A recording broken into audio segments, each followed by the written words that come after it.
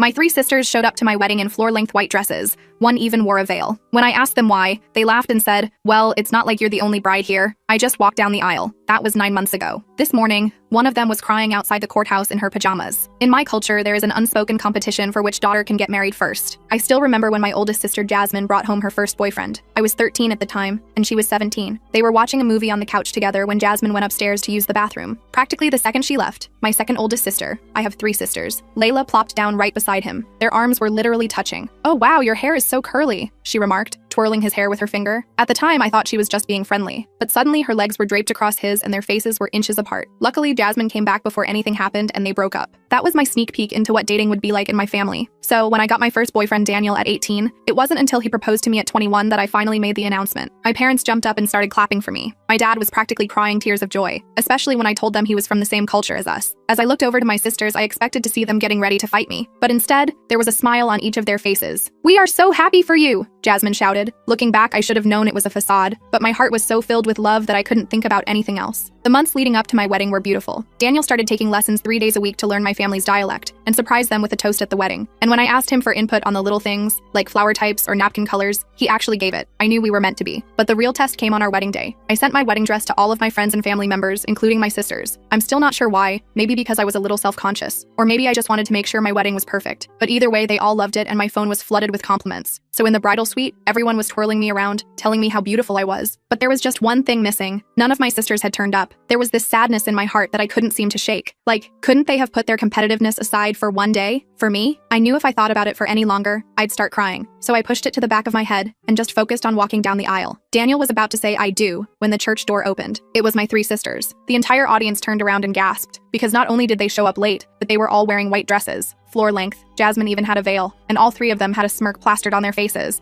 But Daniel just acted like nothing had happened. "I do!" he yelled, and it made me smile. The officiator stood there frozen, but after some nudging from Daniel, he continued too. "I do!" I screamed back. And despite everything, when we kissed, it felt like fireworks were going off. I swear I was on cloud 9. But at the banquet, during my speech, I didn't let them get away with it. I was going to throw my bouquet, but I'm scared they'll all tackle me at once. This got a few laughs, and I even saw Layla crack a smile. My other 2 sisters just sat there, furious, especially when Daniel started the speech in our dialect. Meanwhile, my dad was smiling so hard I thought his cheekbones were about to melt off his face. I knew they wanted to ruin me. But why would I be upset just because some girls that I grew up with were jealous of my relationship? Lol. Anyway, the rest of the wedding went even better than according to plan, and I thought the worst was behind us. But my sisters weren't letting it go, because not only did I win their competition, I also didn't let them ruin my wedding. And to them, that was a betrayal, something they weren't willing to let go without a fight. But they didn't know I was ready to fight back, and by the time they realized, it was already too late. But for a while, it was easy to forget about, because we left for our honeymoon a few days later, and spent a beautiful 2 weeks in Greece. But when we returned home to our new apartment, reality came crashing back. I had 37 missed calls from my parents and sisters, plus dozens of text messages. Apparently, my sisters had been telling everyone who would listen that I had betrayed the family by getting married first, and then humiliating them at my wedding with my bouquet comment. Can you believe this? I showed Daniel my phone. They show up to our wedding in white dresses, and somehow I'm the villain? Daniel shook his head. Your sisters have issues, but don't worry, we're a team now. I decided to call my mom to get her take on the situation. She sounded tired. Your sisters are very upset, Aisha. Maybe you should apologize for the comment you made. Apologize? Mom, they wore white to my wedding. That's like the universal sign of trying to upstage a bride. My mom sighed. I know, but you know how they are. Can't you just smooth things over? For the sake of family peace? I couldn't believe what I was hearing. My entire life, I'd watched my parents let my sisters get away with their competitive behavior. Now they wanted me to apologize for standing up for myself? I told my mom I'd think about it and hung up. The next day, I received an invitation to Jasmine's engagement party. The date on the invitation showed it was happening in 2 weeks. This was news to me. I didn't even know she was seeing anyone seriously. When I called my mom to ask about it, she casually mentioned that Jasmine had been dating this guy named Omar for about 3 months. 3 months? And they're already engaged? I asked in disbelief. Well, you know how these things go, my mom said vaguely. I did know. Jasmine was trying to minimize my victory by getting married as quickly as possible after me. Classic. I told my mom we'd be there, determined to be the bigger person. The evening of Jasmine's engagement party, Daniel and I dressed nicely and arrived at my parents' house with a gift. As soon as we walked in, I could feel all eyes on us. My sisters were huddled together in a corner, whispering. Jasmine's fiancé Omar looked nice enough, if a bit overwhelmed. He was standing awkwardly by the drink table, not really talking to anyone. I nudged Daniel. Let's go say hi to Omar. I bet my sisters haven't even introduced him to half the family. We walked over, and I introduced myself. Hi, I'm Aisha, Jasmine's youngest sister. This is my husband, Daniel. Omar seemed relieved to have someone to talk to. Nice to meet you both. I've heard a lot about you. I bet he had. We chatted for a few minutes, and I could see Jasmine watching us from across the room, her expression darkening. When she finally came over, she practically yanked Omar away, saying they needed to greet some new arrivals. The party continued, and everything seemed fine on the surface, until the toast. Jasmine's best friend clinked her glass and announced it was time for speeches. After a few standard congratulatory words, Jasmine stood up. "Thank you all for coming to celebrate our engagement," she began sweetly. "Omar and I are so excited to be planning our wedding. And don't worry, unlike some recent weddings in the family, ours will be a respectful, traditional affair where the focus stays where it belongs, on the bride and groom." My jaw dropped. She was seriously using her engagement toast to take a shot at me? I felt Daniel tense beside me. "We've already booked the venue for next month," Jasmine continued. "We didn't see any reason to wait years and years like others might. When you know, you know." I took a deep breath and plastered on a smile. I wasn't going to let her bait me into a scene. But as the evening wore on, it became clear that this was just the beginning. My sisters weren't just jealous. They were declaring war. And if they wanted a war, they were going to get one. Because they didn't know that I'd been preparing for this my entire life. I'd watched their tactics, learned their weaknesses, and unlike them, I had something they didn't. A partner who had my back 100%. After Jasmine's engagement party, things escalated quickly. The three sisters started a coordinated campaign against me that was honestly impressive in its pettiness. First came the social media attack. Jasmine posted a throwback photo of herself in a white dress with the caption, "Some of us don't need to worry about being upstaged because we're secure in ourselves. Real bride talk or no shade." Subtle, right? Meanwhile, Layla somehow got hold of my wedding photos before I could post them and started commenting on every single one with backhanded compliments. "Your dress looks so much better in these professional photos than it did in real life." Or, "The lighting really helps hide how stressed you looked." I blocked her after the fifth comment, which only fueled the fire. Maya, always the quiet but deadly one, went straight for my in-laws. She found Daniel's mom on Facebook and sent her messages about how concerned she was about our rushed marriage and how I had a history of impulsive decisions. Thankfully, my mother-in-law showed me the messages right away and asked if everything was okay. "Your sisters sound intense," she said with a concerned look. I explained our family dynamics, and she gave me a hug. "Well, you're part of our family now too, and we don't play those games." I cried a little after that conversation. It was nice having someone firmly in my corner besides Daniel. The next attack came when Jasmine accidentally scheduled her bridal shower on the same day as Daniel's birthday. I had been planning a surprise party for weeks, and had already sent out invitations to our friends. When I confronted Jasmine about it, she acted completely innocent. "Oh, was that Daniel's birthday? I totally forgot. But you understand, right? Wedding planning is so hectic, and this was the only day the venue had available." She batted her eyelashes at me like we were 12 again. I knew for a fact she was lying because Maya had commented on my calendar planning app, where I'd marked Daniel's birthday with about 50 heart emojis. I decided to split the day. We'd go to her bridal shower in the afternoon and have Daniel's party in the evening. I wasn't going to give her the satisfaction of forcing me to choose. The bridal shower was exactly what you'd expect. Jasmine acted like a princess, opening extravagant gifts while making passive-aggressive comments about how her wedding would be so much more traditional than mine. The kicker came when she opened my gift. A beautiful handmade ceramic serving platter I'd special ordered from an artist who incorporated patterns from our cultural heritage. "Oh, how crafty," she said with a tight smile. "I'll be sure to use it when we have casual gatherings." I bit my tongue so hard I tasted blood. That platter cost more than her entire tacky bridal shower setup, but whatever. At Daniel's birthday party that evening, I was still fuming about the platter comment when our doorbell rang. I opened it to find Omar standing there looking uncomfortable. "Hey, is this a bad time?" he asked, shifting his weight from foot to foot. I invited him in, confused but curious. He declined a beer and sat stiffly on our couch. "I wanted to talk to you about Jasmine," he said after some awkward small talk. "She's been different lately, obsessed with this wedding. Last week I suggested we postpone it until next year so we could save more money, and she completely lost it. Started crying about how she couldn't let you win." He made air quotes around win. "Win what?" I asked, playing dumb. "That's what I said." Omar threw up his hands. "She talked about this competition between you sisters that I didn't understand. Then she made me promise we'd get married within 6 weeks or she'd find someone who would." I felt a twinge of sympathy for Omar. He seemed like a nice guy caught in my sister's crazy web. I explained our family's weird marriage competition without sugarcoating Jasmine's behavior. He listened intently, occasionally nodding. "That explains a lot," he said when I finished. "I really do love Jasmine, but this side of her scares me a little." I suggested he talk to her honestly about his concerns. He thanked me and left, looking slightly less stressed. I hoped for his sake he'd either put his foot down or run far away. 2 days later, I discovered Omar had chosen option 2. Jasmine called me at 2 a.m. sobbing hysterically. At first, I couldn't understand what she was saying through the tears, but eventually I pieced together that Omar had broken off their engagement. "He said I'm too focused on competing with you instead of building a life with him," she wailed. "This is all your fault. You talked to him at your stupid husband's birthday party." I didn't deny it. All I did was explain our family dynamic when he asked Jasmine, "If hearing the truth about your behavior scared him off, that's on you." She hung up on me. I went back to sleep feeling a strange mix of guilt and satisfaction. The next morning, Daniel and I woke up to the sound of glass breaking. We rushed to our living room to find a brick had been thrown through our window. Taped to it was a note that said "Home Wrecker" in what was clearly Jasmine's handwriting. "That's it," Daniel said, picking up glass shards carefully. "We're calling the police." I hesitated. "They're my sisters. I don't want to get them in trouble." "Aisha, they just committed property damage. This is crossing a line." He was right, but I still couldn't bring myself to file a report. Instead, I called my parents and told them what happened. My dad was furious, not at Jasmine, but at me. "Why would you interfere in your sister's engagement?" he demanded. "Family comes first, Aisha." I was speechless. "Dad, she threw a brick through my window. How is that putting family first? She's heartbroken. You should apologize to her." I hung up on him. something I'd never done before. Then I blocked all my sister's numbers and social media accounts. If they wanted to act like children, fine, but I wasn't going to engage anymore. For about 2 weeks, everything was quiet. Daniel and I repaired our window, went to work, and tried to enjoy our newlywed life. I started to hope that maybe they'd moved on. Then I got fired from my job. My boss called me into her office on a Friday afternoon and slid a stack of papers across her desk. Can you explain these, Aisha? They were screenshots of emails supposedly sent from my work account to our biggest client,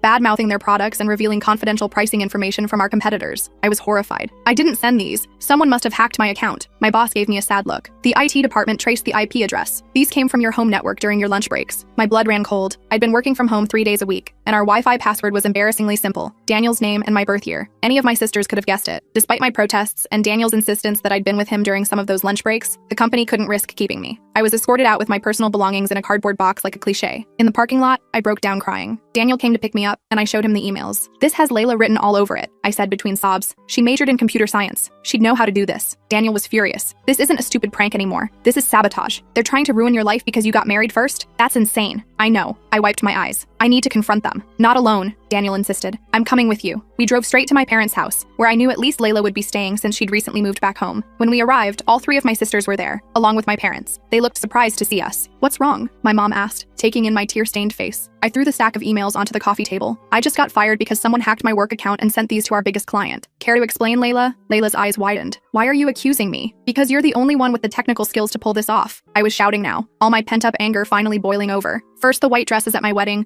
then the social media harassment, then the brick through our window, and now this? You've gone too far. My parents looked confused. What brick? My mom asked. The one Jasmine threw through our window 2 weeks ago after Omar broke up with her, Daniel explained, his voice tight with anger. Jasmine jumped up. I did no such thing. I was at Mom and Dad's that whole night. I turned to my parents. Is that true? They both nodded. She was very upset about Omar, my dad said. We stayed up watching movies until dawn. I felt like the floor was shifting under me. If Jasmine didn't throw the brick, then who did? And these emails? I looked more closely at them, seeing details I'd missed before. The writing style didn't actually sound like Layla. It was more formal, more like, I looked up at Maya, who had been suspiciously quiet this whole time. She met my gaze with a small, almost imperceptible smirk. It was you, I said quietly. You did all of this. Maya laughed, a cold sound that sent chills down my spine. Prove it. My parents looked between us, clearly lost. Maya wouldn't do something like that, my mom said uncertainly. Actually, Layla spoke up. She might. Remember when Jasmine was applying to colleges and suddenly all her application essays got deleted from her laptop? Maya was helping her with them. Jasmine gasped. That was you? I had to rewrite everything in 2 days. Maya rolled her eyes. Oh, please. Like you both haven't done worse to each other. At least I'm honest about wanting to win. Win what? My dad asked, growing frustrated. What is this competition you girls keep talking about? All 4 of us went quiet. We'd never actually discussed the marriage competition openly with our parents. It had always been this unspoken thing between us sisters. The competition to get married first, I finally explained. We've all been competing since we were teenagers. My mom looked genuinely confused. What are you talking about? Why would you think we wanted you to compete over that? Because you always favored whoever was closest to getting married, Jasmine said. When I brought home my first boyfriend,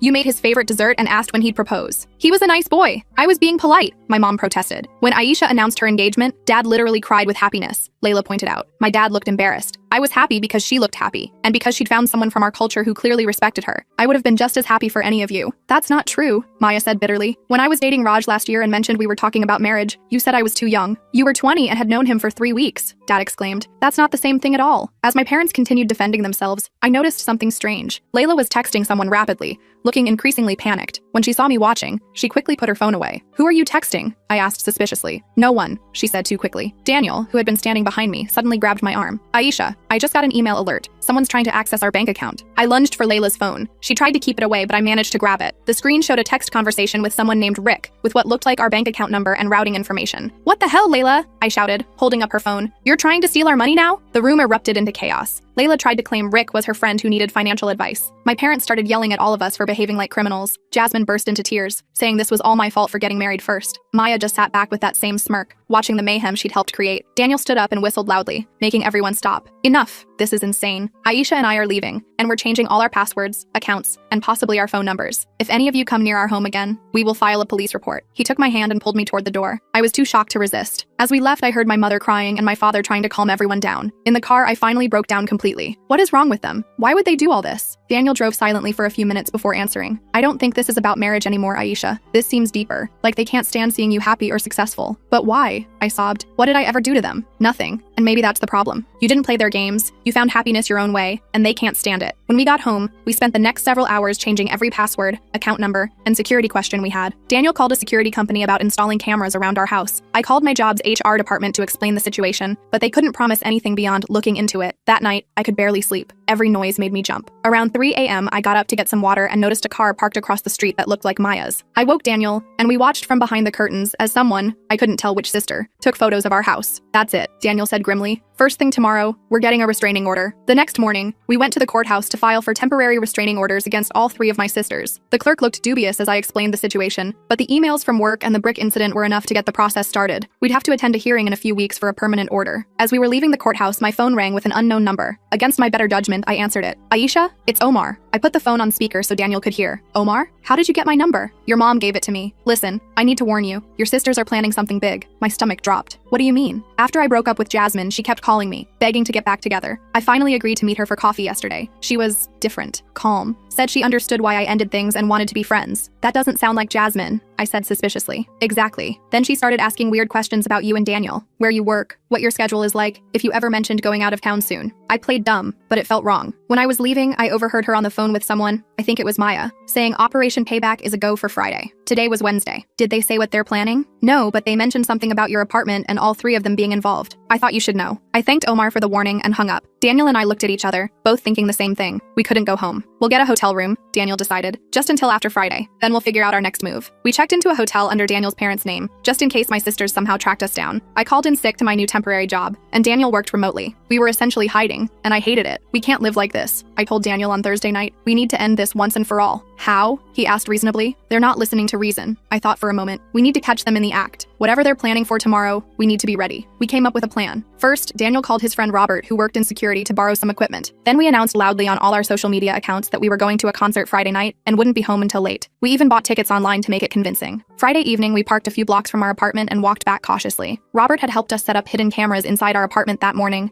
connected to a live stream we could watch from Daniel's laptop. We stationed ourselves in a coffee shop across the street with a clear view of our front door. Around 8 p.m., a car pulled up in front of our building. All 3 of my sisters got out, looking around suspiciously before heading inside. They had a key, probably a copy they'd made when visiting us previously. We watched on the laptop as they entered our apartment. Jasmine was carrying a large bag, which she immediately opened to reveal several bottles of bleach, scissors, and what looked like spray paint. Are they seriously going to destroy our stuff? I whispered, horrified. Layla pulled out her phone and appeared to be looking for something. According to Find My Phone, they're definitely at the concert, she said. We have at least 3 hours. Maya started in the bedroom, opening our closet and pulling out clothes. She began cutting up Daniel's suits and my dresses with the scissors, a gleeful expression on her face. That's my wedding dress, I gasped as she held up the white gown I'd preserved so carefully. Jasmine took the bleach to our bathroom, pouring it over our towels and toiletries. Layla went to work on our electronics, apparently trying to hack into our laptop. I'd seen enough. I called the police, explained the situation, and told them we had video evidence of a break-in in progress. Then Daniel and I raced across the street. We didn't confront them directly. The police had advised against that, but we waited outside our door until we heard sirens. The look on my sisters' faces when the police officers escorted them out in handcuffs was something I'll never forget. A mix of shock, anger, and, finally, shame. They hadn't expected to get caught, and they certainly hadn't expected consequences. You set us up, Jasmine accused as she was led past me. You broke into our home to destroy our belongings, I replied calmly. What did you expect would happen? The police took our statements and the video evidence. My sisters were taken to the station and charged with breaking and entering, vandalism, and destruction of property. They were released on bail the next day, but the damage was done. They now had criminal charges hanging over them, and the restraining order was practically guaranteed. My parents called me, devastated by what had happened. They'd had no idea how far my sisters were willing to go. We never meant to create this competition between you girls, my mom said tearfully. We just wanted you all to find happiness. I know, Mom, and I did know. My parents weren't perfect, but they hadn't intentionally fostered this toxic rivalry. That had been something my sisters and I created and fed over the years. The aftermath was messy. My sisters were ordered to pay for the damages to our apartment and were given community service. The restraining orders were granted, keeping them at least 500 feet away from us, our home,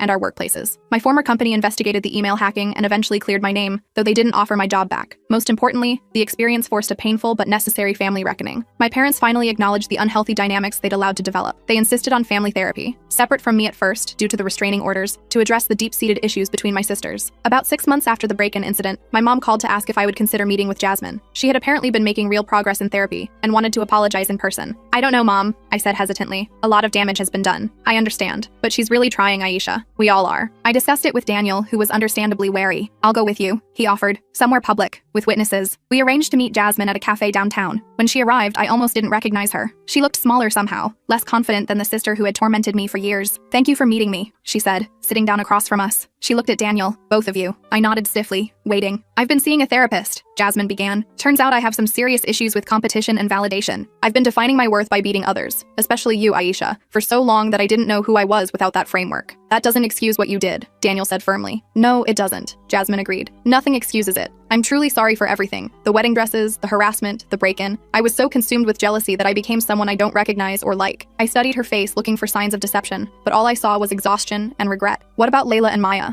I asked. Jasmine sighed. "Maya's still angry, still blaming you. Layla is somewhere in the middle. She knows we were wrong but isn't ready to admit it yet. They didn't want me to meet with you. And yet here you are. I need to fix what I can, even if they're not ready." We talked for another hour. It wasn't exactly a reconciliation, but it was a start. Jasmine didn't ask me to drop the restraining order or the charges, which impressed me. She seemed genuinely focused on her own healing rather than escaping consequences. As we were leaving, Jasmine handed me an envelope. "It's not much, but I want you to have this." Inside was a check for her share of the damages to our apartment and a gift certificate for a weekend getaway at a nice hotel. "For you and Daniel," she explained, "to make up for some of the stress we caused." I didn't know what to say, so I just nodded and put the envelope in my purse. Daniel and I walked to our car in silence. "What do you think?" he finally asked as we drove home. "I think she might actually be sorry," I said slowly. "But I'm not ready to forgive her yet, and I'm definitely not ready to let any of them back into our lives." Daniel reached over and squeezed my hand. "That's fair. This is a marathon, not a sprint." That conversation with Jasmine left me with mixed feelings. On one hand, I wanted to believe she was genuinely sorry. On the other hand, my sisters had proven they were master manipulators. I couldn't just forget everything that had happened over one coffee meeting. When we got home that night, I found myself staring at that gift certificate. "What do you think, Daniel? Is this a peace offering or another trap?" Daniel examined it carefully. "The hotel's legit. I just called them and confirmed the certificate is real and fully paid for. Still doesn't mean it's not part of some scheme," I muttered. We decided to hold on to it but not use it right away. Trust needed to be rebuilt slowly, if at all. I went back to my new job at a smaller marketing firm. The pay wasn't as good, but my coworkers were nice and my boss Riley was super understanding about my family situation. About 2 weeks after meeting with Jasmine, I got a text from Layla. I almost deleted it without reading, but curiosity got the better of me. "I hear you met with Jasmine. I want to meet too. No tricks." I showed Daniel, who immediately looked suspicious. "What did Jasmine say about Layla?" "That she was somewhere in the middle, knew they were wrong but wasn't ready to admit it." We debated for days about whether I should meet her. Finally, I decided to give her a chance, but with conditions. We'd meet in the same public cafe. Daniel would be with me again, and this time, we'd arrive early and sit facing the door. When Layla walked in, she looked different too, less put together than usual. Her hair was in a simple ponytail instead of her usual elaborate style. She spotted us and came over hesitantly. "Thanks for agreeing to see me," she said, sitting down. I nodded but didn't say anything. Daniel cleared his throat in the awkward silence. Layla fidgeted with her napkin. "So, I've been thinking a lot about everything that happened. The therapist Mom and Dad found for us is pretty good. She's making us examine our behavior patterns. And?" I prompted when she paused. "And I realized I've been awful. To you, to Jasmine, even to Maya. I've been competing and sabotaging and lying for so long that it became normal." She looked up at me. "I'm sorry, Aisha, for all of it." Her apology seemed genuine, but I remembered how convincing they all could be. "What about the bank account thing? You were literally trying to steal from us." Layla winced. "That was Maya's idea, but I went along with it. Rick isn't even a real person. It was Maya using a burner phone. We were desperate after you got the restraining orders. We thought if we could mess with your finances, you'd have to drop the charges. That's messed up," Daniel said flatly. "I know. That's why I'm telling you now. Complete honesty," Layla insisted. "I don't expect you to forgive me right away. I just want a chance to prove I can change." I studied her face. "What about Maya? Is she still plotting against us?" Layla hesitated. "Maya's complicated. She's angry at everyone right now. She blames me and Jasmine for getting caught, you for pressing charges, and our parents for taking your side. She moved out of the house last week." That was concerning. An isolated, angry Maya sounded dangerous. "Has she talked about getting back at us?" "Not to me. We're not really speaking." Layla bit her lip. "But I'd be careful if I were you. Maya always was the most stubborn." After our meeting with Layla, I felt cautiously optimistic. 2 out of 3 sisters showing remorse was progress. But Maya's radio silence worried me. Daniel and I stayed vigilant, regularly checking our accounts and keeping our security system armed. Then, about a month after meeting Layla, I ran into my dad at the grocery store. It was a complete coincidence. I was picking up ingredients for dinner,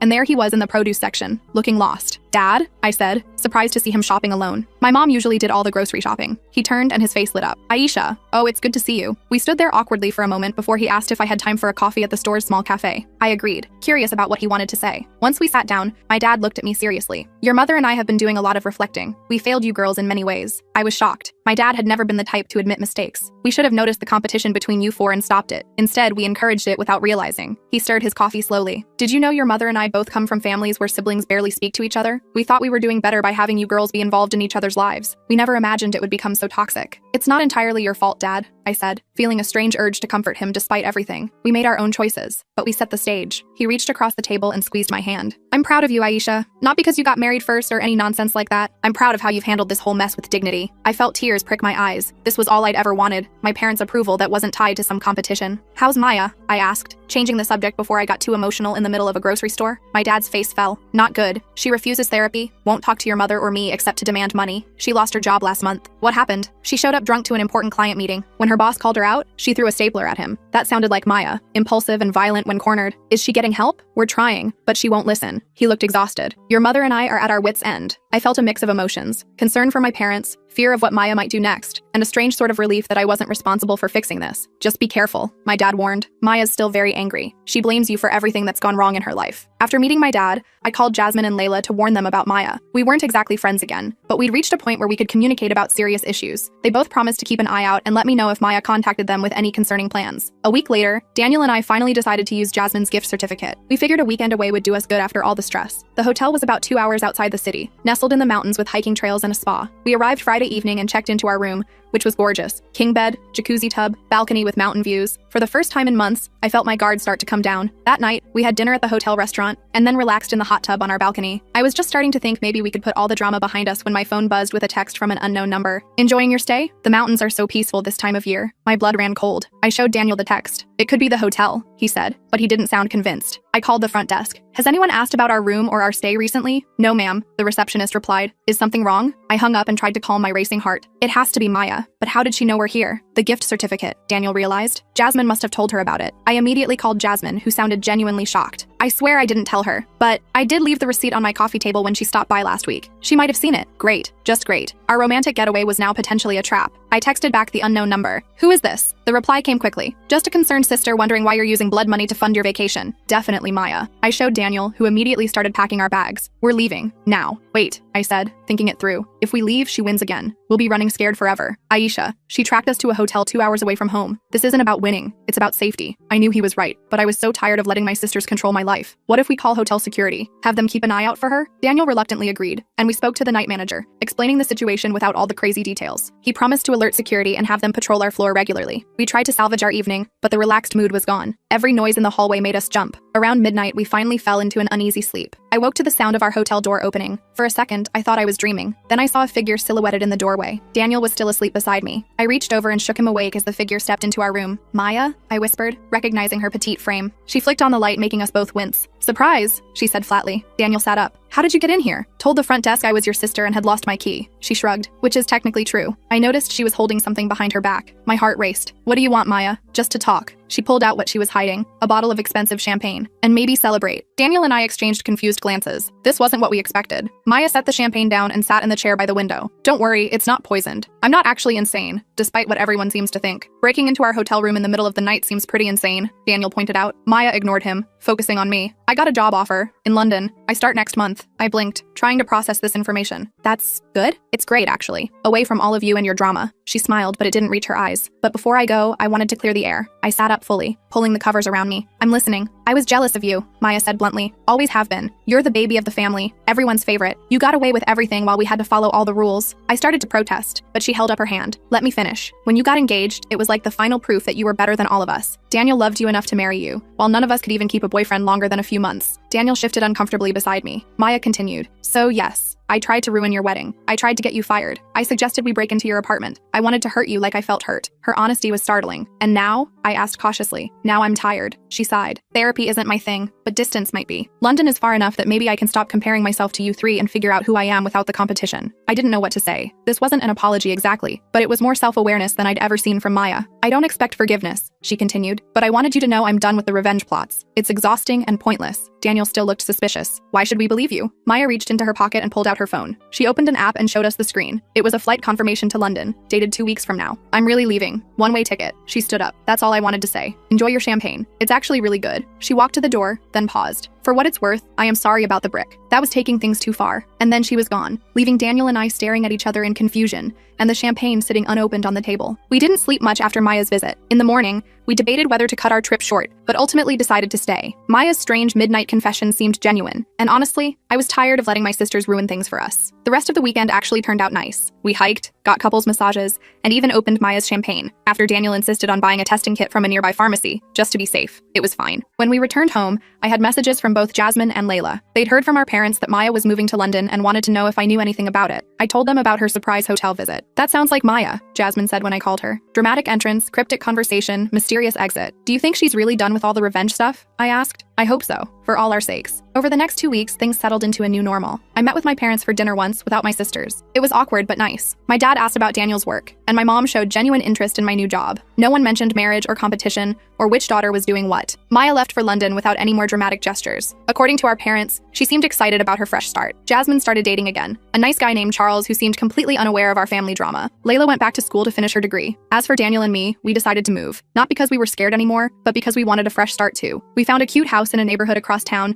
with a small yard for the dog we'd been talking about adopting. On moving day, I was surprised to see Jasmine and Layla show up with coffee and donuts. Need any help? Jasmine asked tentatively. Daniel looked at me, leaving the decision up to me. I hesitated, then nodded. Sure, there are some boxes in the kitchen that need to go out to the truck. We worked together for a few hours, an awkward but functional team. During a break, Layla sat next to me on the front steps of our old apartment. I like the new place, she said. It suits you too. Thanks. I sipped my coffee. It's weird, isn't it? All of us being normal. She laughed. Super weird, but kind of nice too. It wasn't perfect. I still had moments of doubt, still checked over my shoulder sometimes. The restraining orders were still technically in effect, though I hadn't mentioned that when they offered to help. Trust would take time to rebuild, but as I watched Daniel joking with Jasmine about how many books I owned while loading them into the truck, I felt something I hadn't felt in a long time. Hope. Not just for my marriage or my career, but for my family. That night, in our new house surrounded by boxes, Daniel and I toasted with the last of Maya's champagne. To new beginnings, he said, and to winning the only competition that matters, I added. Finding happiness on our own terms. I still didn't trust my sisters entirely. Maybe I never would, but I was done letting their issues define my life. I'd won by refusing to play their game, and that was enough for me.